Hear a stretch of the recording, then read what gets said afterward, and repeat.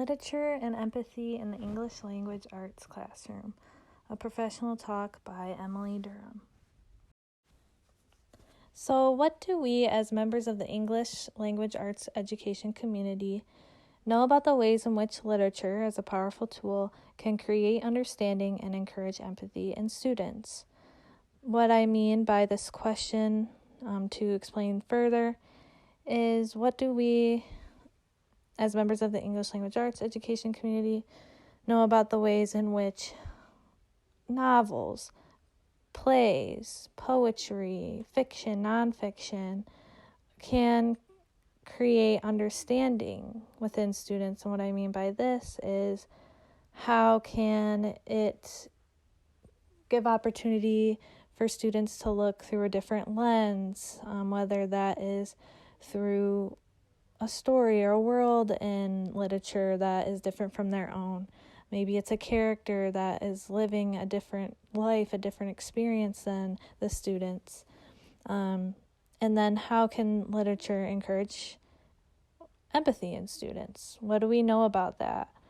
And so I think it is important to examine how the teaching of literature can impact students, not only when it comes to mastering the required ELA skills and standards, but how it can impact students socially, emotionally, and that's where the empathy and understanding comes in.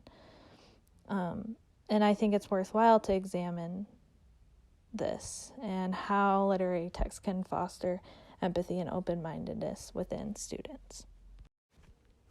So my core idea that I am going to share in connection with my literature review is actually, I formatted it as a question. So exactly how can teachers attempt to encourage empathy and understanding in students through literature? The important main themes I've been seeing throughout my research. I usually research empathy, the relationships between empathy, narrative, literature. A lot of what I saw was the importance of discussion and student collaboration. So it's not enough for students and people just to read the text and kind of foster that empathy. They have to have discussion with other people. In an education context, it would be student collaboration.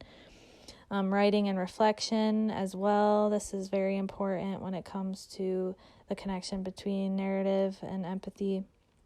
Students actually writing down their thoughts, responding to questions, and then culturally responsive curriculums. So this is kind of about choosing what teachers choose, what types of texts they choose. Does it represent their students? And does it also kind of provide a variety so that students can see different worlds and perspectives different from their own? Bibliotherapy, this has to do with more the connection of emotion and mental trauma and issues, mental health, and the connection with narrative and literature. And then lastly, teachers being aware of the different definitions and versions of empathy, the misconceptions. So thinking about what we're actually trying to accomplish in terms of empathy. So those are the themes that I found most prevalent in my research. So the first study/article that I'm presenting supports the theme of writing and reflection in connection with literature and empathy. And it is Jake Stratman's study and article called Toward a Pedagogy of Hospitality, Empathy, Literature, and Community Engagement. And Jake Stratman his reasoning for kind of talking about hospitality is that it kind of teaches students to be empathetic towards a stranger, how to be empathetic towards a stranger or to the other, someone different from them with an experience different than them. And so Stratman, to do this, he had his students write reflective journals throughout the whole reading of Cry, the Beloved Country, the novel they used. He asked students to determine and analyze whether the reader of the novel is a host or a guest in the world of the novel. One of the student journal entries is on the slide. We are the guests when reading Alan Patton's novel, Cry the Beloved Country, as we are welcomed into this world that we know nothing about, a world in which we are not connected. Patton allows us to become part of the story and share experiences with the characters that we will most likely never experience ourselves. So that is the first study that I am presenting. The second theme that I wanted to talk about was the theme of the importance of discussion and student collaboration. And I am presenting Julie A. Sellers' study, an article, which is titled Eliciting Empathy Through the Study of Literature in the World Language Classroom.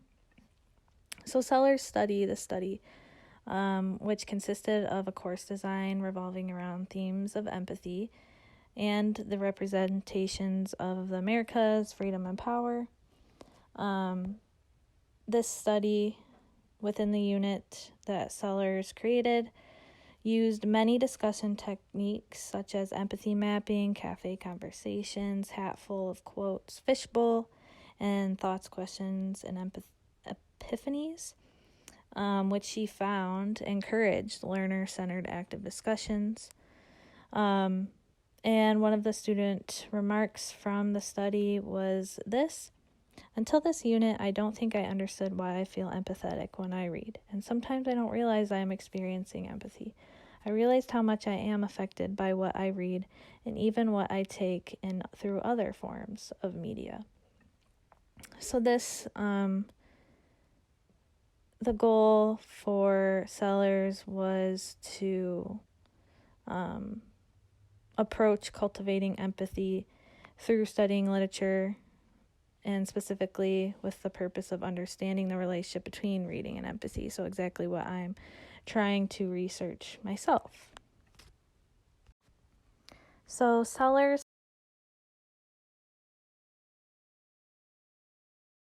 findings in her course design and unit, by the end of the unit, she found that the learners' discussions, comments, projects, and reflections during the empathy unit, so the unit overall, were striking in that they revealed thoughtful and articulate responses regarding the types of empathetic reactions learners experience. So she could see that students were kind of having those empathetic feelings and thoughts towards the characters and the situations within the text they were reading. And she saw this through the discussions, through the projects, through the reflections. And so that is why, just reading a text isn't enough for people and students to have and cultivate empathy. Not saying someone can't, but it's through these strategies that really cultivates the empathy within students. So the answer to, or the partial answer that I have been coming up with to my question is that there seems to be a relationship between literature or narrative and empathy. So English language arts educators can use literature as a tool to encourage and attempt to cultivate empathy, understanding, and open-mindedness within their students. When reading a story, people connect to their personal experiences to the story, to the narrative, and this is called theory of mind. I found this idea being repeated throughout all my research as well, the idea of theory of mind. Narratives and literature offer a unique opportunity to engage this capacity, that theory of mind within our brain, as we identify with characters, their motives, their frustrations, the conflicts, the interactions between the humans. I also, part of my answer is, actually, what do we understand about empathy in general with its relationship with literature? There's cognitive empathy, that's that theory of mind, so it's our understanding of other people's thoughts and feelings. But then there's affective empathy, and this is our sharing, our partial sharing of other people's feelings. So it's not just us saying, oh, I see why you felt that way. It's, oh, I feel that too. That's what affective empathy is. So the implications for English language arts educators in relation to my question and my answer. So why is it important for educators, English educators, to know the relationship between literature and empathy, and how to cultivate empathy and understanding within our students?